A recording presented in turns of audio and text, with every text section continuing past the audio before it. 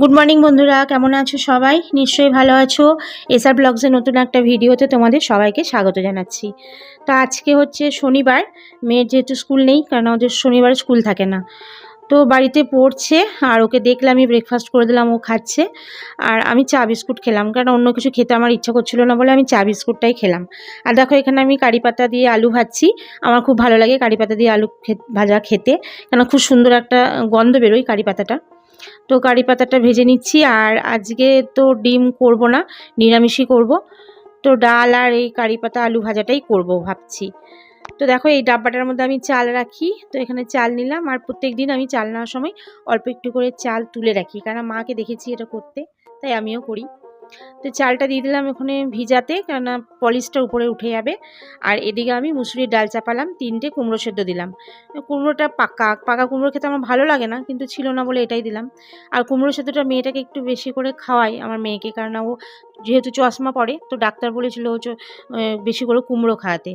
তো যাই হোক, 3টে কুমড়ো সেদ্ধ দিলাম, 3 পিস, আর 2টো কাঁচা লঙ্কা দিলাম, আর 3-4 পিস রসুন দিলাম। খুব ভালো লাগে মুসুরি ডালে রসুন দিয়ে খেতে।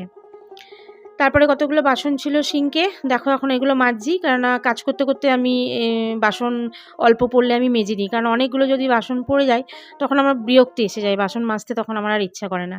তাই হাতের কাছে যতটুকু বাসন থাকে টুকটাক আমি মেজে নিই, হালকা হয়ে যায়, তাহলে পরে বাসন কমও পড়ে আর আমার অসুবিধা হয় না।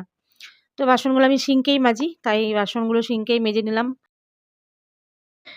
তো আজকে না আমার একটা অনেক বড় ভুল হয়ে গেছে জানো। শনিবারে, মঙ্গলবারে আর বৃহস্পতিবারে আমি জেনারেলি ঘর ঝাড়ি না, কারণ আমার বাড়িতে আমি দেখেছি মাও কোনোদিন ঝাড়তো না, তো আমিও ঝাড়ি না। তো আমি শুনেছি 3টে দিন নাকি ঝুল ঝাড়তে নেই। তো আজকে তো শনিবার, তো আমি ভুল করে ঘরটা ঝেড়ে ফেলেছি। মানে যখন ঝাড়ছিলাম তখন আমার খেয়াল ছিল না। তো যখন আমি ভয়েস ওভার দিতে বসেছি, তো তখন আমার হঠাৎ মনে হলো, আরে আজকে তো শনিবার, আমি ভুল করে ঘরটা ঝেড়ে ফেলেছি। তো কী আর করার, ভুলটা আমার হাতে হয়ে গেছে। তো দেখো, প্রথমে আমি ঝুল ঝাড়া দিয়ে ঘরের ঝুলগুলো ঝাড়ছিলাম, তো পরিষ্কার হচ্ছিল না বলে নারকেলের ঝাঁটাটা নিলাম। তো আমার মেয়েকে বললাম যে তুই আমার হাতে হাতে কিছু কাজ করে দে। তো ও দৌড়াদৌড়ি করে কাজ করে দিচ্ছিল। তো নারকেলের ঝাঁটা দিয়ে ঝুলগুলো ঝাড়ছিলাম বলে খুব ভালো পরিষ্কার করে ঝাড়া হচ্ছিল, তো ওটা দিয়েই করলাম। আর মেয়েও কিছু কিছু করে দিল। আর আমার যেহেতু রুমটা বেশ বড়, তো আমার হেল্পিং হ্যান্ড কেউ নেই বলে আমাকে একা হাতেই সমস্ত কিছু করতে হয়, তো একাই সব কিছু করছি। আর আমার একা হাতে করতে ভালো লাগে, নিজের কাজ আমার নিজে করতেই ভালো ভালো লাগে, কারণ মনে হয় যে আমার নিজের কাজটা আমার নিজের মনের মতন করে করব। তো যাই হোক, দেখো এখানে ঝুলগুলো ঝেড়ে নিচ্ছি। আর একটু কষ্ট তো হচ্ছে, যার জন্য মুখে নাকে একদম গামছা বেঁধে নিয়েছি, কারণ আমার একটু শ্বাসকষ্ট হয়, যেহেতু ডাস্ট অ্যালার্জি আছে। তো ধুলোটা নাকে গেলে একটু হাঁচি হবে, তারপরে হাসতে হাসতে তখন ওই শ্বাসকষ্ট হতে শুরু করে দেয়। তো যার জন্য ভালো করে মাথাতে দেখো নাকে মুখে আমি গামছাটাকে পেঁচিয়ে নিয়েছি, তো অন্তত ঝুলটা নাকের মধ্যে যাতে না ঢোকে। তো এদিক ওদিক করে চারপাশ ভালো করে ঝেড়ে নিলাম, কেন সবসময় তো আর হয় না, কাজ থাকে অন্যরকম। আমি অল্প ঝুল হতে হতেই আমি ঝেড়ে নিই, কিন্তু এবার একটু লেটই হলো আমার ঝুলগুলো ঝাড়তে, ঝুল অনেক হয়ে গেছিলো। তো এবার ঠাকুরের আসনের ওই দিকটা ঝুল ঝাড়ছি, তো ঠাকুরের ওই দিকটাতে পড়ছে। তো এবার স্নান টান করে আমি আসনটা পরিষ্কার করে নেব, দিয়ে ঠাকুরের কাপড়টাকে চেঞ্জ করে নেবো, কারণ ঝুলগুলো পড়ছে ঠাকুরের গায়ে। তো ঝুলগুলো ঝেড়ে নিয়েছি, ঝেড়ে একটা কাঁচা চাদর পেরে নিলাম। তো খাটের ওই সাইডটা ঝাড়ার সময় একটা নোংরা চাদরই আমি পেতে রেখেছিলাম, কারণ আমি জানতাম যে ঝুলগুলো ওটার মধ্যে পড়বে।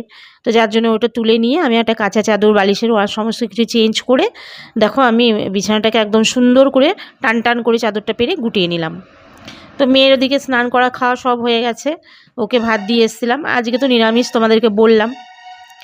আর এখন হচ্ছে সন্ধ্যাবেলা, আমি নিচে গেছিলাম দোকানে। তো দেখো কতগুলো মাল কিনে নিয়ে এসেছি, তোমাদের সাথে শেয়ার করছি। এখানে আছে মুড়ি, সার্ফ এক্সেল আর চাল একদম বাড়ন্ত হয়ে গেছিলো, যার জন্য আপাতত 2 কিলো আমি চাল নিয়ে এলাম। আর এখানে নিয়েছি চিড়ে, 1 কেজি চিড়ে। তো দেখো চিড়ের প্যাকেটটাকে এমন করে বেঁধে দিয়েছে, মুখটা পুরো খোলা। তো যখন আমি ব্যাগে নিয়ে এলাম, তো ব্যাগের মধ্যে চিড়েগুলো সব পড়ে গেছে।